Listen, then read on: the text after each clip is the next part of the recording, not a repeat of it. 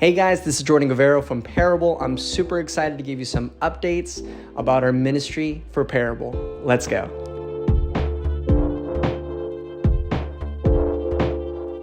To kick things off, we just started our Cabrillo Parable Club recently in the middle of September, and we've been just seeing a great amount of students come in, not only for the pizza, of course, but to be curious about faith. And what's really exciting is that our club presidents, Juan, Axel, and Benji, have been really diligent on taking ownership of this club this year. And we've also had a lot more students just wanting to be all in, especially for those we've been seeing just come in and come out. This year, we're seeing more students wanting to actually just be more curious, to ask more questions, to participate more of our Bible studies. And it's just really exciting because many students are now actually wanting to go more deeper with Jesus. And it doesn't come with its fair share of difficulties, because I remember there's one girl who came in and she would share honestly how it's hard to really open up some things because her parents would often deem her as sensitive. She would create this kind of wall where it's hard for her to open up because of fear of judgment and shame. And she's an example of someone we're seeing the transformation of God just reaching towards her story. Many students like her are just broken and going through a lot. So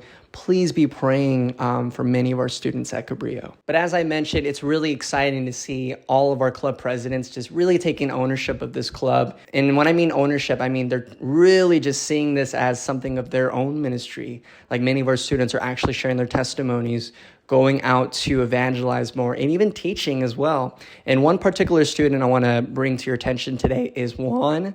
And Juan has been a student we've been discipling for more than 4 years now. And he actually wants to share an update about what he's been up to in his life and a ministry that he's actually starting himself. Take it away, Juan.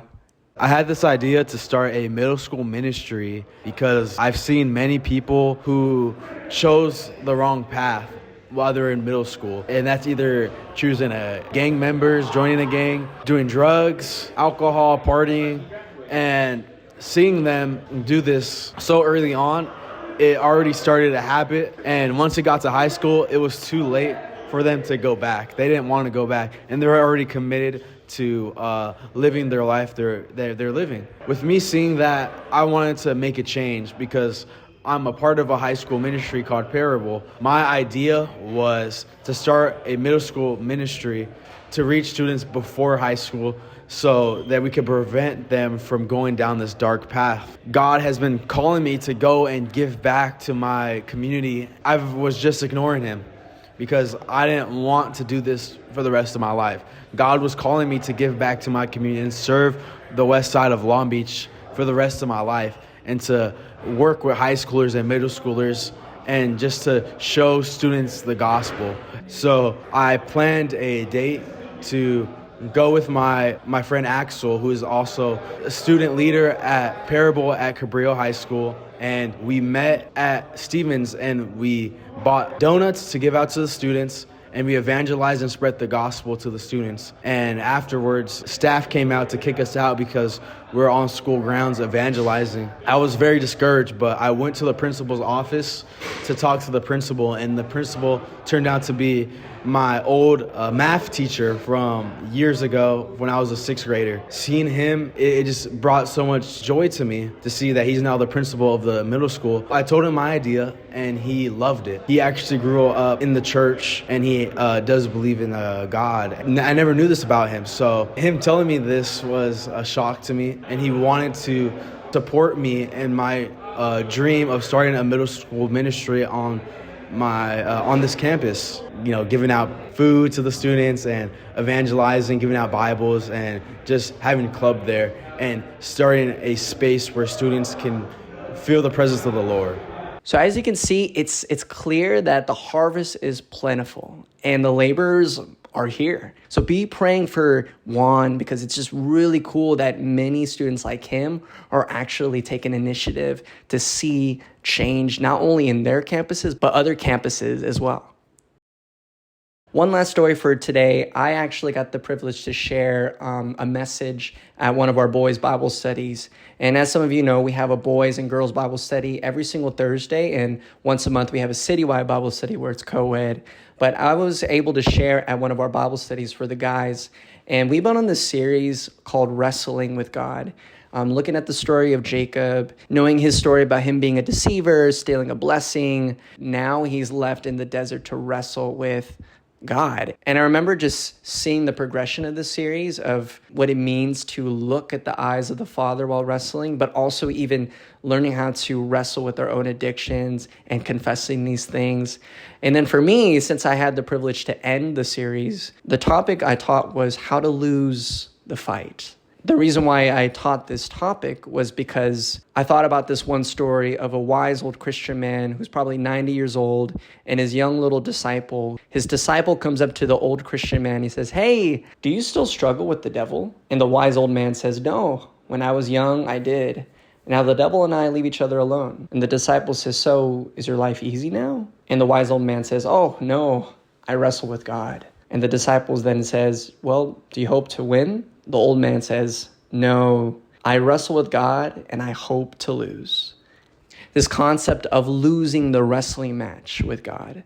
Ultimately, that God will win and can win the match. He invites us to wrestle with him with all of our addictions, struggles, loss of a loved one, difficulty with parents in the household. He invites us to wrestle with the Creator. But there comes a point where I was telling the boys, there comes a point where we must lose, where we must surrender in the wrestling match, allowing God to win so that he can love us, so that he could be in control of our lives, so that we can ultimately say, "Not my will, but your will be done." It was in this moment that I invited the students to kneel at their feet, just like Jesus in the garden, and to confess these things of what they were wrestling with, or some of the longings of just wanting to be free from an addiction, or some of the longings of like, "God, I just want a dad. I just want a family." And it was in these wrestling matches that they were going in prayer on their knees, confessing to God. And ultimately, I invited them to say, "Guys, if you are ready, if you really believe that you want to surrender to God, say to Jesus, 'Not my will, God, but your will be done.'" And it was in this moment that many students were just in the presence of Jesus, seeing that God is so gracious to love them, even while they're still wrestling, because there were kids that were not ready to let go.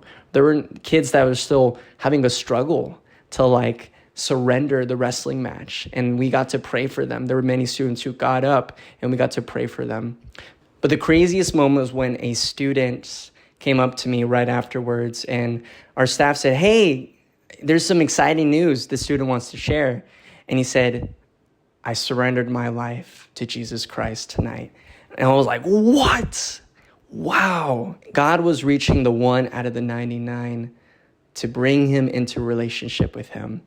Not only to surrender what he's going through, but to surrender his entire life to follow Jesus.